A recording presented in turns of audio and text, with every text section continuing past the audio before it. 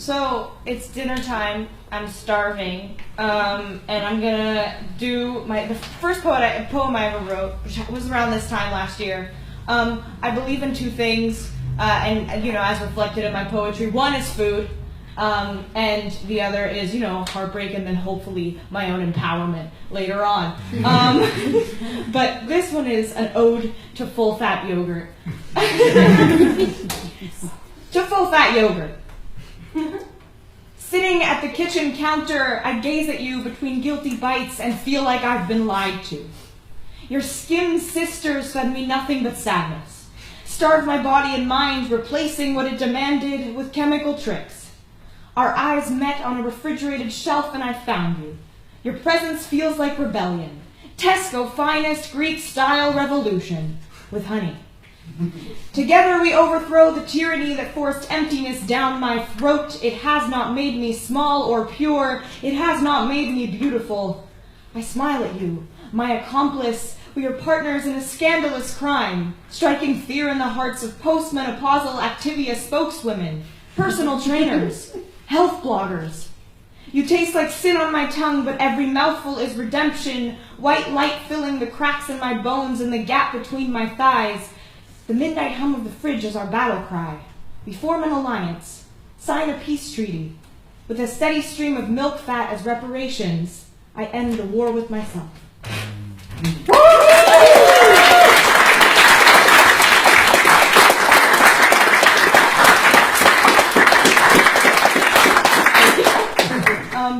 Okay, this next one is what I guess all emerging poets do. They will write a poem about the spring as renewal and revival, and I apologize for this, but I've done it too. However, I've tried to be edgy by calling it Beltane instead. Beltane. Winter is not my season, and it snowed for months.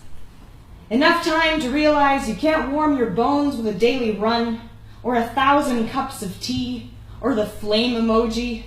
I tried to keep fires, but always walked home shivering, with brittle teeth and burnt palms and tired legs and a broken tongue. Winter is not my season. I can't hold his hands properly.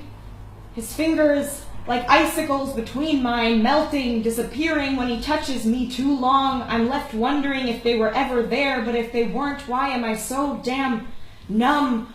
Winter is just not that into me. He blizzards everywhere, settling in every corner I call mine, every sanctuary I seek refuge in. But if this snowfall can bring an entire city to its knees, why am I surprised at my own frostbite? Sometimes he stops to catch his breath in my bedroom. I learn not to confuse the warm day with a change of season when I still can't feel my heartbeat, and he leaves when the wind picks up. Most nights I burn through all my candles, waiting for his howl at my window or the wind's rattle at my door, preparing for a familiar freeze even when it doesn't show. Winter is not my season, and every morning I prayed for spring. But spring can't bloom in frozen soil. It took a one-way bus to hunt down the sun, only to find it in Orkney. Walking counterclockwise around the ring of Broadger to banish the cold. It took kissing winter goodbye, letting myself crack open one more time to see new blood beat on my lips like tree sap. Then it spilled all at once. It poured out of me a tidal wave of flowers, purple and pink as the stretch marks on my hips, flooded my bedroom with newfound laughter, happiness so immediately familiar I realized I had been spring all along. No wonder winter doesn't suit me. Now I find myself growing. A tendril of ivy, I cling to my smile. I reach upward.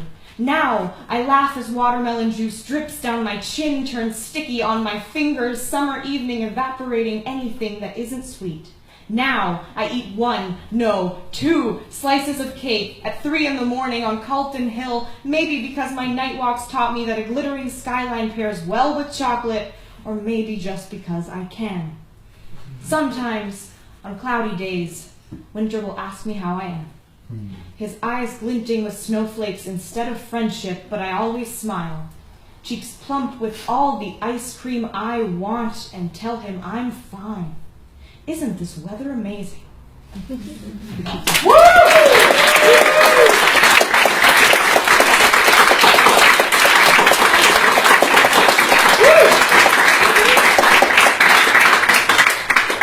I'm a uni student, which means I don't get any sleep, which means I also really like coffee. So oat and espresso, and to coffee in general. Some of you may have already heard this at the last Ojalá, I apologize, but yeah. Oat and espresso. You, eternal survivor, tiny and fearless, of sharp wit and fire, exam cram champion, nerves of steel, encapsulated. You, patron saint of essay deadlines and kitchen floor laughter, of fairy-lit nights dripping slowly, I bow before your electric shrine.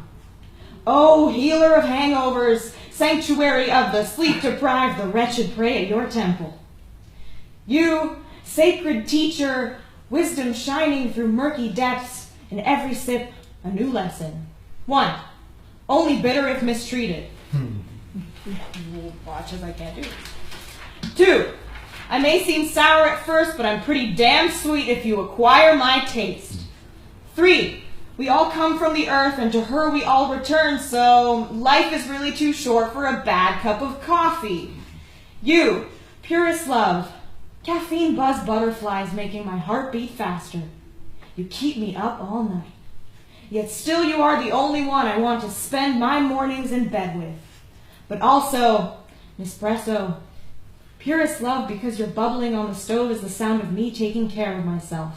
It is a promise of a daily hour spent in peaceful quiet or the company of friends.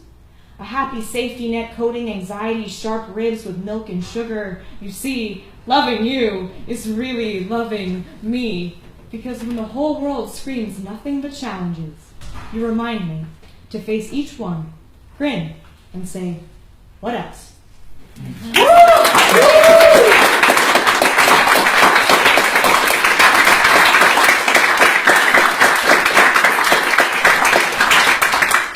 Okay, this next one's called Hours.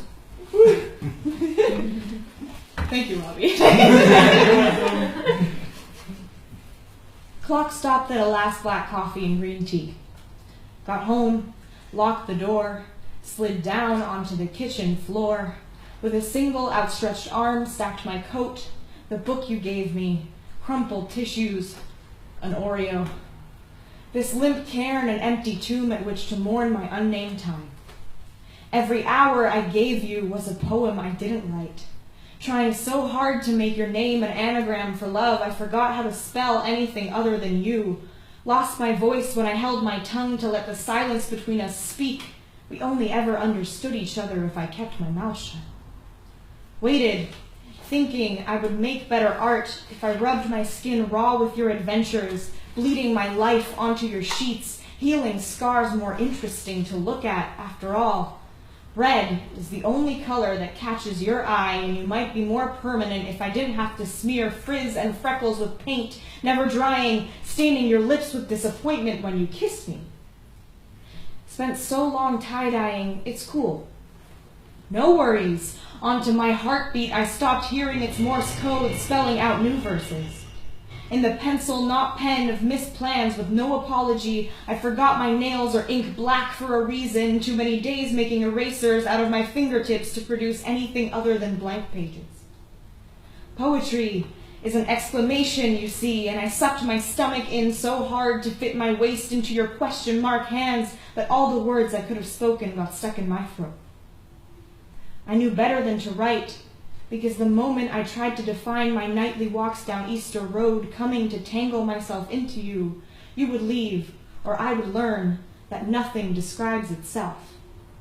So instead I greeted uneasy quiet with empty hands, knowing there was not enough nothing in the times I felt you smile at my voice through the phone, this ghost of substance haunting you with commitment, me with the dark rings around the eyes of sleepless nights spent waiting for a call. You gave me the word girlfriend as a parting gift. I willed all of my time into her lifeless body, but the last of it dissolved to sweeten the coffee keeping me awake. I stare at this paper grave on the kitchen floor, 4 months' worth of held breath and cupped palms, write them into a eulogy, in memoriam of us.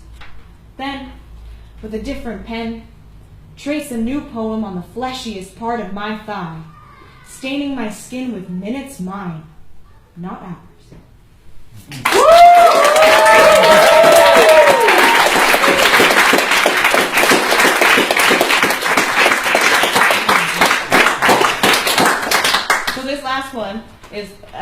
it's like weird, special. The first poem I ever performed here at Ganendrigi Slam was about guys who can't pronounce my name. And, you know, you should probably know that my name is Alejandra Jimenez de Luis Armitage. So with that information, you might probably guess that there is some Spanish in me. I am, in fact, half Spanish. And I kind of always run away from that aspect of myself and that heritage. And recently I've been trying to reclaim it a little bit. And so I wrote this poem also in honor of my grandmother and my aunts, who live in Granada in Spain. It's called Granada. Spanish women get their ears pierced the moment they're born. Speared with a sewing needle before they even have their first meal, a reminder that they will endure pain and look beautiful doing it. Spanish women know how to peel pomegranates. First, they slice the fruit in half with knives sharpened against the back of their husband's hands. Let the pieces sit in cool water, settling the nerves, softening the skin, passing hours forgotten like laundry hanging in an empty courtyard. Coming back, they skim the surface with open palms, discarding every floating seed. Abuela says these are the bad ones. Abuela says sweetness that isn't fought for is not worth having, so they get to work. Dig their nails into the softened flesh, their hands dripping red like the beating hearts of every man who has wronged them, the beating hearts of their children. Sparkling jewels of fructose pour out between their fingers, wealth with which they can feed their families. I grew up holding on to the ends of their skirts, trying to figure out how lentils became literature, how they made politics in the spitting oil for frying potatoes. Followed these women who turn an ocean of tears into salt on the table, these women who make a crucifix into a home, these women who melt the scorching sun and dip their bread in it. So when I found myself crying in my aunt's living room, after choking on bitter almonds gifted by flighty lovers as though they were orange blossoms and chocolate, Tia didn't say a word. Instead, she led me gently into the kitchen, earrings glinting in the darkened hallway. She handed me a pomegranate, a knife, said, "You are a Spanish woman, and you know what to do."